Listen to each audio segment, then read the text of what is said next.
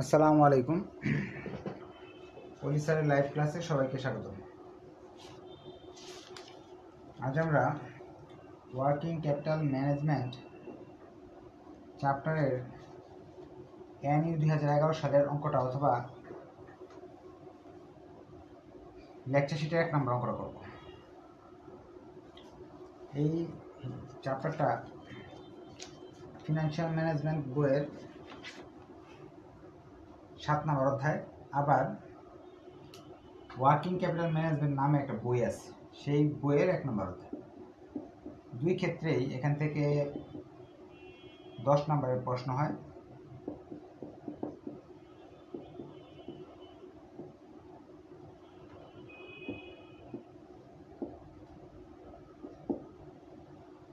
এবং চ্যাপ্টারটা অনেক সহজ। 7-8টা জিনিস মনে রাখলেই অঙ্কটা করা যায়। আমি আজকে আপনারা যারা এই ক্লাসটা একটু মনোযোগ সহকারে দেখবেন, তাদের এই অধ্যায়টা কতটুকু সহজ সেটা সহজেই ধরতে পারবেন। অনেকেই হয়তো এটা ট্রাই করছেন বা অন্য টিচারদের কাছে যদি ক্লাস করে থাকেন তাহলে আপনাদের কাছে অনেক কঠিন মনে হয়েছে, কিন্তু এটা একটা কৌশল আছে। কৌশলটা যদি আপনি জানেন তাহলে চ্যাপ্টারটা অনেক সহজ। ওয়ার্কিং ক্যাপিটাল ম্যানেজমেন্টের জন্য 3টা করে করবেন। বইতে হয়তো 4টা আছে, কোনো বইতে। আমি 3টা দিয়ে শেখাবো আপনাদের। চলে যাই প্রশ্নে। প্রশ্নটা অবশ্যই লাগবে, অনেক বড় একটা প্রশ্ন। আপনারা লেকচার শিটটা প্রিন্ট করে নেবেন,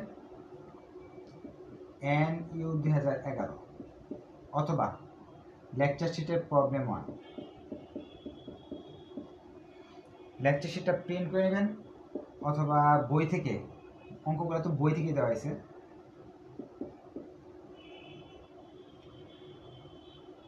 বই থেকে দাগায় নেবেন। কারণ আমার লেকচার শিটের অঙ্কগুলো সবগুলো বইতে আছে। কারণ এই যে অঙ্কগুলো দিচ্ছে এগুলো হলো বইয়ের প্রাণ, এগুলো থেকেই এনইউতে কোয়েশ্চেন হয়। যেখানে একটা ফর্মুলা লিখব ডিটেলসের পরে, সূত্রের এই ঘরটা এ পি ইউ,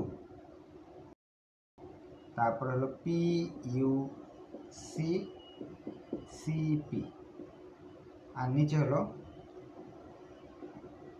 52 হইতে পারে, 360 হইতে পারে, 12 হইতে পারে। এটা কখন কোনটা হবে এটা আমরা প্রশ্ন পড়ে বুঝতে পারবো। সূত্রটা আরো স্পষ্ট করে একটু বড় করে লিখে দিই, তাহলে বুঝতে সুবিধা হবে। যে অঙ্কটা যাই পরে বলতেছে, Bristol Limited Company provide the following particular to determine the required amount of working capital. Working ক্যাপিটালের রিকোয়ার্ড অ্যামাউন্টটা বের করতে বলছে। অর্থাৎ সে যে ব্যবসা করে তার ব্যবসার মাঝে চলতি মূলধন কত লাগে, যে মাল কিনলো আবার বেচলো, কিনলো বেচলো, কিনতে কত টাকা মজুদ রাখতে হবে, সেই জিনিসটা তারা জানতে চাইছে। প্রথমে কিছু তথ্য দেওয়া আছে, আমি প্রশ্নটা উঠাইতেছি। দেখেন কি কি তথ্য দেওয়া আছে। দেওয়া আছে র মেটেরিয়াল, ডিরেক্ট লেবার, ওভারহেড। 3টা শব্দ দিয়ে টাকা দিয়ে দিছে। এই টাকাটি হলো র মেটেরিয়াল, দেওয়া আছে 8 টাকা। পরে আছে ডিরেক্ট লেবার, দেওয়া আছে 3 টাকা। পরে দেওয়া আছে ওভারহেড, প্রশ্নটা আমি কিন্তু উঠাইতেছি, 6 টাকা। এরপর কস্ট টোটাল দেওয়া আছে, প্রফিট দেওয়া আছে, সেল দেওয়া আছে। আমার এত কিছু দরকার নেই, 3টা আমার দরকার, লিখে ফেললাম। এরপর প্রশ্নে কিছু কথা বলছে, সেইগুলো আমি উঠাবো। Raw material are in stock on an average 1 month. র মেটেরিয়ালগুলো যে আছে, মজুদ মালগুলো যে আছে, সেগুলো 1 মাস সময় লাগে। তাহলে র মেটেরিয়ালের সময় আছে, টাইম দেওয়া আছে 1 মাস। মেটেরিয়াল ই আর ইন প্রসেস, এগুলো বানাইতে প্রসেস হয় on an average half month. Raw মেটেরিয়ালের প্রসেস হয়, এটাকে প্রসেসটাকে ওয়ার্কিং প্রসেসে বলা হয়। হাফ মান্থ বলছে, 1 মান্থ, হাফ মান্থ। তারপর বলছে finish goods are in stock an average 1 month. মালগুলো যে বানাই আমরা, বানানোর পরে 1 মাস লাগে সেগুলো বিক্রি হইতে। 3টা কথা আমি বুঝাইতেছি। মজুদ মাল যে কিনে আনি, সেইগুলো মজুদ রাখতে 1 মাস সময় লাগে। সেই মালগুলো বানাতে বানাতে প্রসেস করতে লাগে আধা মাস 15 দিন পরে সেইগুলো বানানোর পরে তো বিক্রি হয় না, সেটা সময় লাগে 1 মাস। এইসব জানি না, আমাদের কোনো লাভ নেই, তারপর আমি বলে দিলাম অঙ্ক করার জন্য এইগুলোর কোনো প্রয়োজন নেই জানার, শুধু এই নামগুলো জানা দরকার আমাদের। Credit allow by supplier of goods is 1 month. যারা আমাদের মাল বাকিতে দেয় তারা 1 মাস সময় দেয় টাকা ফেরত দেওয়ার জন্য। তার মানে পাওনাদারকে অ্যাকাউন্টস পেবল নাম দিলাম। ক্রেডিট অ্যালাউ টু ডেটর্স, দেনাদার যারা আমাদের মাল কিনে নিয়ে যায় তাদেরকে আমি সময় দিই 2 মাস টাকা ফেরত দিতে। অ্যাকাউন্ট রিসিভেবল, দেনাদারকে আমরা অ্যাকাউন্ট রিসিভেবল বললাম 2 মাস। Lag in payment of wages is 1.5 week. দেখেন এনে কি বলছে, 1.5 উইক। আর কি যারা আমাদের এখানে চাকরি করে মজুরি দিই আমরা হলো 1.5 মান্থ, অর্থাৎ মজুরি দিয়ে আমি 1.5 উইক। 1.5 উইকে আমি যা মজুরিটা দিই, যারা দিন মজুর আছে আমাদের এখানে তাদেরকে টাকা দিই 1.5 সপ্তাহ পর পর, এটা বলে দিচ্ছে। এরপরে বলতেছে overhead 1 month, lag in payment of overhead 1 month. ওভারহেডের খরচগুলো আমার 1 মাস সময় লাগে। 1/4 of output is sold against cash. আমাদের যা মাল বানাই তার 4 ভাগের 1 অংশ কি করি আমরা নগদে বিক্রি করে দিই। এটা আমাদের কাজে লাগবে। 1/4 অ্যাকাউন্ট রিসিভেবল, এটা আমরা পরে কাজে লাগবে কখন আমি বুঝাই দিব। আমাদের হাতে নগদ টাকা আছে 2,500 টাকা, এটা বলে দিয়েছে। ক্যাশ আছে 2,500 টাকা। এরপর হচ্ছে annual production is expected to 1,04,000 unit. Annual production 1,04,000 মাল আমি বানাবো 1 বছরে। এখন তারা বলছে আরো অনেক কথা বলছে, এখন আমরা প্রশ্নে চলে যাচ্ছি। আবার এখানে এই অনেক তথ্য দেওয়া আছে, এই তথ্যের ইউজগুলো কিভাবে করব আমরা। এখন সূত্র লিখতে হবে, সূত্রের উপরে AUP annual unit production, APU production unit. 1 বছরে কতগুলো মাল বানানো হয় প্রশ্নে দেওয়া আছে। 1 বছরে কতগুলো মাল বানানো হয়, 1,04,000 মাল। একটা তথ্য পেয়ে গেছি। এরপরে একটা কথা বলছে সূত্রে PUC, এইগুলাকে বলা হয় PUC, সেটা আমি পেয়ে গেছি। এরপরে একটা জিনিস বলছে CP ক্রেডিট পিরিয়ড, CP, এই তথ্যগুলোকে বলা হয় CP। আর নিচে হলো সময় থাকে, সময়টা 360 দিনও ধরতে পারি, 1 বছর সময়কে 360 দিন ধরতে পারি, 12 মাস ধরতে পারি, 52 সপ্তাহ ধরতে পারি, যে কোনো একটা দিয়ে অঙ্ক করলেই হয়। এখন এখানে সবগুলো দেখেন মাসে, তাহলে মাস ডিসিশন নেওয়া যাচ্ছে, কিন্তু একটা কিন্তু বলতেছে সপ্তাহ। মাসকে কিন্তু আমি সপ্তাহতে বানাতে পারবো, কিন্তু 1.5 সপ্তাহকে মাস বানাইতে আমার ভেজাল লাগবে। এই জন্য আমি 52 সপ্তাহে 1 বছর ধরবো, অর্থাৎ অঙ্কের নিচে 52 লিখবো। এই জিনিসটা আরও ক্লিয়ার হবো ভবিষ্যতে অঙ্কগুলো করলে। অর্থাৎ এখানে কোনো উইক শব্দ যদি থাকে, আমি শর্টকাটে বলি, কোনো উইক শব্দ যদি থাকে তাহলে এখানে লিখবো 52। আর এখানে সব উইকটা না থাকে, সব যদি মান্থ থাকে তাহলে লিখবো এখানে 12। এখানে যদি ডে থাকে, কোনো মান্থ লিখে রাখছি না, এখানে যদি ডে থাকে তাহলে এখানে লিখবো কত, 360। ডে থাকলে 360 লিখবো, উইক থাকলে 52 লিখবো, আর যদি মান্থ থাকে, সব মান্থ, তাহলে লিখবো হলো 12। বুঝা গেল? কোয়েশ্চেন থাকলে বলতে পারেন। সূত্র শেষ, এখন অঙ্কে যাচ্ছি। প্রথমে দেখতে হবে ওয়ার্কিং ক্যাপিটাল জিনিসটা কি। কারেন্ট অ্যাসেটস থেকে কারেন্ট লায়াবিলিটি বাদ দিতে হবে। উপরে লিখতে হবে কারেন্ট অ্যাসেটস।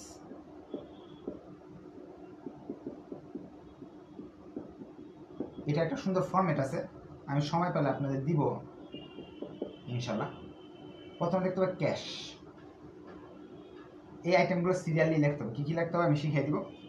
ক্যাশের টাকা দেওয়া আছে 2500, 2500, 2500 সরাসরি লিখে ফেলতে হবে। এরপর 2 নম্বর আইটেমের নাম লিখতে হবে। এনে কি লেখা? RM, র মেটেরিয়াল। আমি সংক্ষেপে লিখতেছি, আপনারা সংক্ষেপে লিখবেন না, সম্পূর্ণ লিখবেন। র মেটেরিয়াল টাকা কীভাবে বের করবো, এই ঘরটা একটু বড় করে নিতেছি। র মেটেরিয়াল টাকা বের করার জন্য এই সূত্র ব্যবহার করতে হবে। এপিইউ লিখতে হবে। এপিইউর মান 1,04,000, নিচে 52, অলওয়েজ 52, এই দুইটা সবসময় ঠিক রইল। পিইউসি, র মেটেরিয়ালের পিইউসি কত আছে? 8। আপনারাও প্রয়োজনে রাফে এভাবে আমার মতো সাজায় নেবেন, দেখবেন এইভাবে সাজায় নিলে কীভাবে অঙ্কটা সহজে করা যায়। র মেটেরিয়ালের পিইউসি হলো 8, দেখলাম 8। সিপি, র মেটেরিয়ালের সিপি 1 মাস মানে সপ্তাহে কনভার্ট করতে হবে, 4 সপ্তাহ। 1 মাস মানে 4 উইক, এখানে লিখবো 4। ক্যালকুলেটার চাপবো, মান চলে আসবে 64,000। জিনিসটা আবার আমি বলেছি, কারণ এটা বুঝলে সবগুলোই বুঝবেন। র মেটেরিয়াল লিখতে হবে, পরে লিখতে হবে ওয়ার্কিং প্রসেস। এখন র মেটেরিয়াল লেখার নিয়মটা হলো সূত্র বসাইতে হবে মান। সূত্রের কথা বলছে এপিইউ, 1 বছরে কতগুলো মাল বানানো হয়? 1,04,000 প্রশ্নে দেওয়া আছে, আমি আগে লিখে ফেলছি সবগুলো। পিইউসি মানে একটা মাল বানাতে কয় টাকা খরচ হয়? র মেটেরিয়ালের 8 টাকা দেওয়া আছে, যে 8 টাকা লিখে ফেলছি। সিপি, ক্রেডিট পিরিয়ড, র মেটেরিয়ালের সময় কতদিন লাগে? সিপির মাঝে লেখা র মেটেরিয়াল কত? 1 মাস মানে 4 সপ্তাহ, তাহলে এখানে 4 লিখলাম, কারণ আমি সপ্তাহ দিয়ে অঙ্ক করতেছি। নিচে লিখছি 52, যেহেতু সবগুলো সপ্তাহ হবে, মাস রাখবো না একটাও। ক্যালকুলেটার আছে আপনার, মান চলে আসলো। এভাবে এই সূত্রটা ব্যবহার করে করে আমার সবগুলো করতে হবে।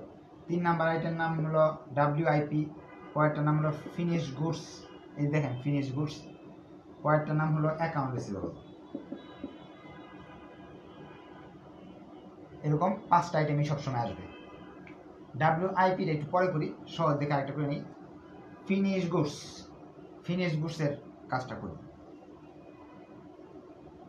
এপিইউ তো 1,04,000, নিচে হলো 52। আমি এটা করবো, এটা রেখে দিছি, একটু কঠিন তো, এটা পরে করবো। ফিনিশ গুডসের এপিইউ এটা 52, এটা তো ফিক্সড। পিইউসি, ফিনিশ গুডসের পিইউসি ফিনিশ গুডস কি? এটা সবগুলো যোগফলকে বলে ফিনিশ গুডসের টাকা, মানে 8 টাকা, 3 টাকা, 6 টাকা।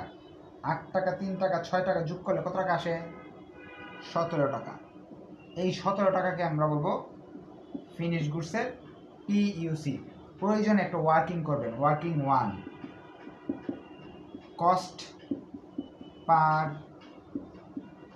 Unit, finish goods cost per unit. Working 1, finish goods cost per unit লিখে সবগুলো টাকা যোগ করবেন। র মেটেরিয়ালের টাকা 8 টাকা, ডেইলি লেবারের টাকা 3 টাকা, ওভারহেডের টাকা 6 টাকা, টোটাল 17 টাকা হয়ে গেল আমাদের ওয়ার্কিং। এই 17 টাকা আমি এখানে বসাই দিলাম। এই ওয়ার্কিংটা করে নেবেন, আর আমি সংখ্যায় বোঝানোর জন্য যোগফল জানাই দিলাম। কোশ্চেনে বলাই আছে টোটাল কস্ট 17 টাকা। হ্যাঁ, কোশ্চেনে তো বলাই থাকে, কিন্তু অনেক সময় কোশ্চেনে বলা থাকে না, এই জন্য দেখাই দিছি। আচ্ছা, এরপর ফিনিশ গুডসের সিপি কি জিনিস? আমরা এখানে সিপির জায়গায় যেতেছি ফিনিশ গুডসের সিপি 1 মান্থ মানে 4 সপ্তাহ, 4। এখন ক্যালকুলেটর চাপার পালা। ক্যালকুলেটর চেপে আমরা মান পেয়ে গেলাম 1,36,000 টাকা। অ্যাকাউন্ট রিসিভেবলটাও করি, নিচে 52, 1,04,000। এই দুইটা ফিক্সড, সবার ক্ষেত্রে হবে, যতগুলো আছে সবার ক্ষেত্রে এই দুইটা জিনিস হবে। এখন আমার প্রশ্ন হলো এইখানে কত হবে? পিইউসি, এখানে অ্যাকাউন্ট রিসিভেবল বলতে কিছু নাই পিইউসির ক্ষেত্রে, তাহলে কীভাবে করব? এটার ক্ষেত্রে নোট করেন। নোটটা হলো পিইউসি অফ অ্যাকাউন্ট রিসিভেবল সমান সমান ফিনিশ গুডস প্লাস আদার এক্সপেন্স। এটা আপনি নোট করে লিখে রাখেন। পিইউসি অ্যাকাউন্ট রিসিভেবলের পিইউসি বের করার নিয়ম ফিনিশ গুডসের টাকা যোগ অন্য যদি কোনো খরচ থাকে তাহলে সেটা যোগ করতে হবে। প্রশ্নে আর কোনো খরচ নাই, রমের এই 3টা খরচ ছাড়া ফিনিশ গুডসের 17 টাকা ছাড়া অতিরিক্ত কোনো খরচ যেহেতু নাই, তাহলে ফিনিশ গুডসের টাকা যে 17 টাকা আছে সেই 17 টাকাই হয়ে গেল অ্যাকাউন্ট রিসিভেবলের পিইউসি। তার মানে এখানে লিখবো কত? 17। এটা নোট করে লিখে রাখেন। আজকের ক্লাসটা যে মনোযোগ দিয়ে করবে তার এই চ্যাপ্টারে আর কোনো প্রশ্ন থাকবে না। অ্যাকাউন্ট রিসিভেবলের সিপি খুঁজতেছি আমি। অ্যাকাউন্ট রিসিভেবলের সিপি 2 মাস বলছে। আদার এক্সপেন্স যখন আমরা অন্য অঙ্ক করবো তখন আদার এক্সপেন্স পাবো। আজকের অঙ্কে নাই যেহেতু, ম্যাক্সিমাম অঙ্কে finish goods account receivable same হবে, আদার এক্সপেন্স থাকবে না। আচ্ছা, এখন দেখি আমরা অ্যাকাউন্ট রিসিভেবল এখানে কয় দিন? 2 মাস। 2 মাস হলো 4 সপ্তাহে 1 মাস, 8 সপ্তাহে 2 মাস। হিসাব করে সেই হিসাবে আমাদের টাকা আসতেছে। কিন্তু এখানে হিসাব তো এখানে শেষ ছিল, কিন্তু তারা একটা কথা বলছে, অ্যাকাউন্ট রিসিভেবলের টাকা বিক্রি যে আমরা মাল বিক্রি করি 4 ভাগের 1 অংশ নগদে বেচে দিই। 4 ভাগের 1 অংশ যদি আপনি নগদে বেচে দেন তাহলে বাকি অংশ কি বাকি? অ্যাকাউন্ট রিসিভেবল কখন হয়? বাকিতে মাল বিক্রি করলেই তো হয়। একটা বিক্রয় যদি 100 টাকা হয়, এর 4 ভাগের 1 অংশ নগদে বেচে ফেলান, মানে 25 টাকা আপনি নগদে বেচে ফেলান। তো বাকি 75 টাকা আপনার কি করতে হয়? বাকিতে বিক্রি করতে হয়। তো বাকিতে বিক্রি করলে অ্যাকাউন্ট রিসিভেবল সৃষ্টি হয়। তাহলে আমার কি করণীয়? 4 ভাগের 3 অংশ এখানে লিখতে হবে। যারা দুর্বল তারা মনে রাখবেন, যখনই বলবে 1/4 ইন ক্যাশ, 4 ভাগের 1 অংশ ক্যাশে করা হয়, তো 4 ভাগের 1 অংশ ক্যাশ হলে 4 থেকে 1 বাদ দিলে কত থাকলো? 3 অংশ। 3 অংশ হবে অ্যাকাউন্ট রিসিভেবল, এখানে গুণ করে দিতে হবে। এটা আপনারা নোটে লিখে রাখবেন। যদি প্রশ্নে বলা থাকে, যে প্রশ্ন বলছে, আমি এটা লিখে রাখছিলাম এখানে, যে 1/4 অফ আউটপুট সোল্ড, বিক্রয়ের 4 ভাগের 1 অংশ এগেইনস্ট ক্যাশ, নগদে বেচে ফেলাই আমরা 4 ভাগের 1 অংশ, বাকি 3 অংশ বকেয়া থাকে, এই জন্য 3 উপরে দিলাম, 4 নিচে দিলাম। নোট করে রাখতে পারেন আপনারা। তাহলে টাকা আসতেছে 2,04,000 টাকা। একটা বাকি ছিল ওয়ার্ক ইন প্রসেস, 52 তো মিস নাই, 1,04,000ও মিস নাই, সেম টু সেম হবে। ওয়ার্কিং প্রসেসের সিপিটাও দেওয়া আছে এখানে, 0.5 মান্থ, মানে আধা মাস, 2 সপ্তাহ। সব পেয়ে গেছি, শুধু ওয়ার্কিং প্রসেসের পিইউসিটা নাই আমার কাছে। অবশ্যই একটা ওয়ার্কিং করে নিতে হবে। আমি এখানে করে দিচ্ছি। আচ্ছা, এখানে করি। Working to PUC of WIP, rule লিখে রাখেন। ম্যাটেরিয়ালের 100%, অলওয়েজ ম্যাটেরিয়ালের 100%। র ম্যাটেরিয়ালের যে টাকা দেওয়া আছে 8 টাকা, এটার 100%, অর্থাৎ 8 টাকা 8 টাকায় লিখব। এবং ডিরেক্ট লেবার মুখস্থ নিয়ম 50%, 1.5 টাকা। এরপর ওভারহেড আছে 6 টাকা, এটার 50% আর কি মুখস্থ নিয়ম, 6 টাকা 3 টাকা, তাহলে যোগ করলে আসতেছে 12 টাকা 50 পয়সা। ওয়ার্কিং প্রসেসের পিইউসি বের করার নিয়ম, র মেটেরিয়ালের সম্পূর্ণ, ডিরেক্ট লেবার এবং ওভারহেডের অর্ধেক অর্ধেক টাকাকে ওয়ার্কিং প্রসেসে আনতে হবে। তাহলে টাকা আসলো 12 টাকা 50 পয়সা। এটার জন্য একটা ওয়ার্কিং করে নিব আমরা, ওয়ার্কিং টু। এখন ক্যালকুলেটর চাপার পালা, চলে আসতেছে আমাদের 50,000 টাকা। কারো কোয়েশ্চেন থাকলে সরাসরি কোয়েশ্চেন করতে পারবেন। লাইভে যারা আছেন তারা আপনারা কমেন্ট করতে পারবেন। আর আমরা যারা লাইভে আছেন তারা শেয়ার মেনশন করতে পারেন, তাহলে অন্যরাও ক্লাসগুলো দেখতে পারবে। আর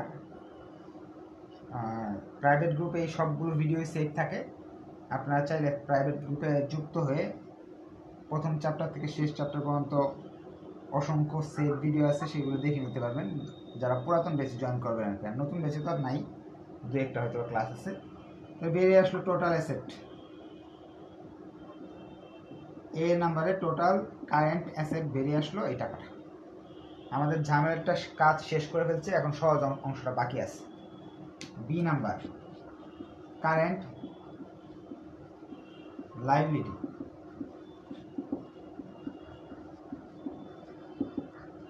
কারেন্ট লাইবিলিটি জিনিসটা কি?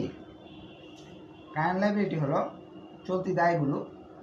চলতি দায়ের মাঝে আইটেম আছে মাত্র 3টা। অ্যাকাউন্টস পেয়েবল, দাগ তো অবশ্যই দিতে হবে, নিচে 52 মাফ নাই, 104ও মাফ নাই, 1,04,000। এখন পিইউসি কোথায় আসবে? অ্যাকাউন্টস পেয়েবলের পিইউসি কোনটা নোট করে ফেলেন। অ্যাকাউন্টস র মেটেরিয়ালের টাকা সমান সমান অ্যাকাউন্টস পেয়েবলের টাকা। পিইউসি নোটটা করেন, PUC of accounts payable, PUC of accounts payable,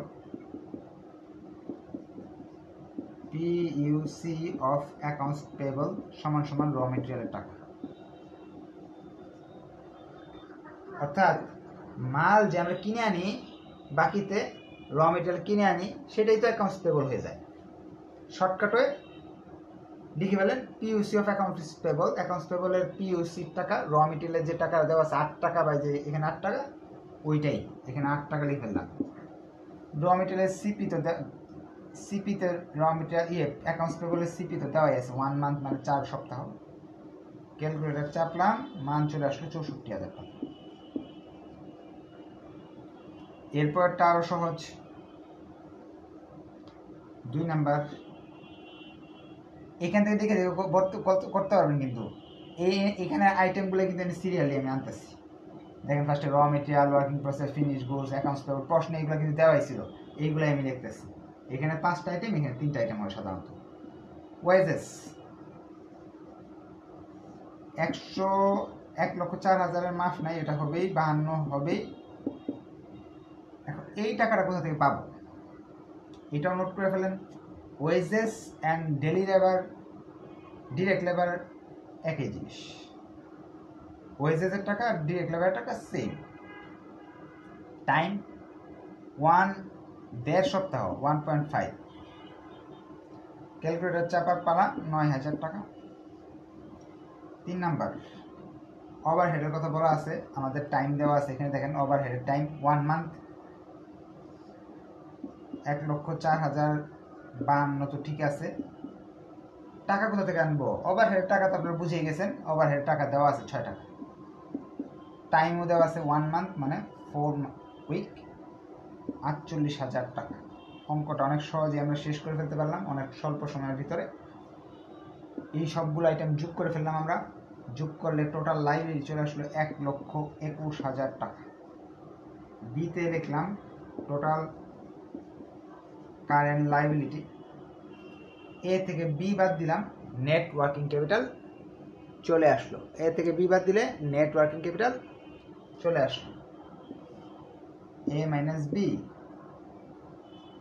net working capital. এটা থেকে এটা বাদ দিলাম, মান চলে আসলো 3,35,500।